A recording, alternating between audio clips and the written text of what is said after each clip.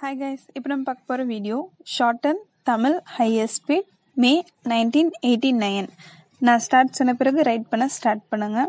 தென் speed right பண்ண போகிறதுக்கு முன்னாடி கிராம்லாக்ஸ், ஃப்ரேசியோகிராஃபி, அட்வான்ஸ் ஸ்ட்ரோக்ஸ் இதெல்லாம் எப்பொழுதுமே ரைட் பண்ணி பழகுங்க. ரைட் பண்ணோன்னா ரொம்ப ஈஸியாக இருக்கும், அதனால தான் நான் சொல்கிறேன்.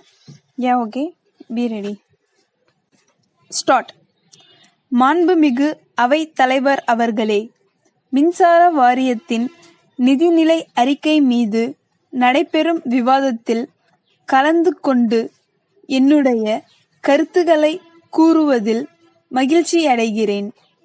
விவசாயிகள் எப்படியாவது மின்சார இணைப்பு கிடைத்துவிட வேண்டும் என்ற அவசர தேவையில் அதிகாரிகள் கையெழுத்து போட சொல்லும் இடங்களிலே எல்லாம் போட்டுவிடுகிறார்கள். தங்களுடைய தேவையை கருதி வெவ்வேறு சக்தி உள்ள மின்சார மோட்டார்களை பொருத்துகிறார்கள். பின்னால் ஒரு நாள் பார்வையிடும்போது மின் வாரியத்தோடு நீங்கள் செய்துள்ள ஒப்பந்தத்தின்படி நடந்து கொள்ளாததால் வாரியத்திற்கு இழப்பு ஏற்பட்டிருக்கிறது.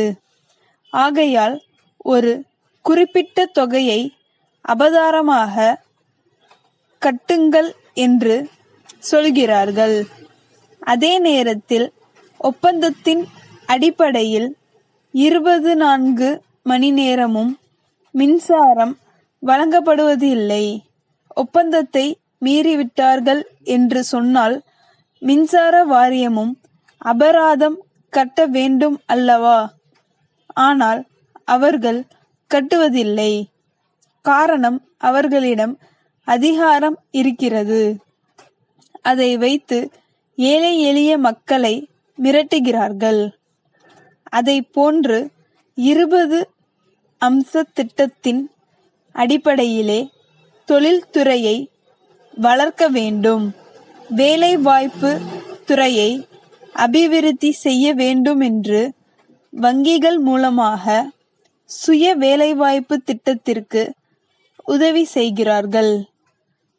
தங்கள் வாழ்க்கைக்கு பிறர் கையை எதிர்பார்க்காமல் தாங்களே முயன்று அரசிடமோ வங்கியிடமோ உதவி பெற்று தங்களுடைய வீட்டில் தட்டச்சு செய்தால், துணி தைத்தல் போன்ற ஏதாவது ஒரு சிறு தொழிலை செய்து வாழ்க்கை நடத்துபவர்கள் இருக்கிறார்கள். அப்படிப்பட்டவர்களுக்கு வர்த்தக ரீதியிலான மின்சார கட்டணம் விதிக்கப்படுகிறது. அது கூடாது என்று கேட்டுக்கொள்கிறேன். இன்றைக்கு தமிழகத்தில் இருக்கக்கூடிய அத்தனை உள்ளாட்சி அமைப்புகளும் நிதி பற்றாக்குறையினால் தடுமாறி கொண்டு இருக்கின்றன. நிதி வசதி இன்மையால் உள்ளாட்சிகளின் தேவைகளை நிறைவேற்றிக் கொள்ள முடியவில்லை. தேர்ந்தெடுக்கப்பட்ட உள்ளாட்சி அமைப்புகள் வந்த பின்னால் தமிழ்நாட்டில் அத்தனை வீதிகளிலும் இருளை பகலாக்குகிற அளவுக்கு மிக சிறப்பாக தெரு விளக்குகள் எரிந்து கொண்டு இருக்கின்றன. அதன் காரணமாக வாரியத்திற்கு இப்போது அதிகமான கட்டணம் கிடைக்கிறது. இதை ஒரு சமுதாய சேவை என்ற அடிப்படையில் கருதி வீட்டு உபயோக அளவிற்கு தெருவிளக்கு கட்டணத்தை குறைத்தால் அவர்களுக்கு ஓரளவு உதவி செய்வதாக இருக்கும். நிதி நிலைமை ஓரளவுக்கு சீரடைய இது உதவியாக இருக்கும் என்பதை தெரிவித்துக் கொள்கிறேன். அடுத்தபடியாக, மின்சாரத்துறை அமைச்சரே இன்று அறநிலையத்துறைக்கும் அமைச்சராக இருக்கின்ற காரணத்தால் இங்கே முக்கியமான தேவை ஒன்றை நான் சுட்டிக்காட்ட விரும்புகிறேன். தற்போது தமிழ்நாட்டில் பல கோவில்களில் போதிய நிதி வசதி இல்லாமல் இருக்கின்றன. கோவில்களில் விலை உயர்ந்த சிலைகள் இருக்கின்றன. அங்கே செல்லுகின்ற மக்களில் பலர் விலை உயர்ந்த நகைகளை அணிந்து செல்கிறார்கள். ஆகவே போதிய அளவிற்கு விளக்குகள் இருக்க வேண்டியது அவசியமாகையால் இது பற்றி கவனம் செலுத்த வேண்டும் என்று கேட்டுக்கொள்கிறேன். சென்னை திருவள்ளுவர் நகர் சமூக நல தலைவர் திரு சி. கண்ணப்பன் அவர்கள் சென்னை தலைமைச் செயலகத்திலுள்ள தமிழக அரசின் உள்துறை செயலாளர் அவர்களுக்கு 5/8/88 தேதியிட்டு எழுதிய கடிதம்.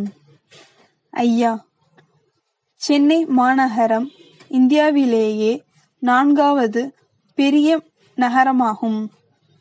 மக்கள் தொகை பெருக்கத்தை பற்றி சொல்ல தேவையில்லை. போக்குவரத்து வாகனங்களின் எண்ணிக்கை பல மடங்கு அதிகரித்து இருக்கிறது. எனினும் அந்த அளவுக்கு சாலை வசதி பெருகவில்லை.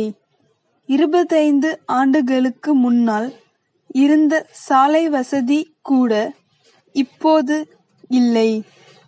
இதற்கு காரணம் முக்கிய சாலைகளின் இருமருங்களின் கிட்டத்தட்ட பாதி அளவுக்கு பழம் விற்பனை செய்பவர்களும் காய்கறி விற்பவர்களும் இதர பொருள்கள் விற்பனை செய்பவர்களும் ஆக்கிரமிப்பு செய்துள்ளார்கள்.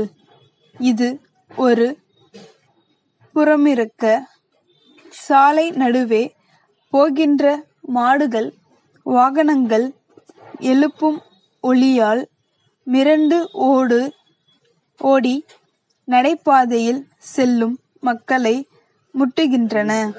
அதனால் பல விபத்துகள் ஏற்படுகின்றன.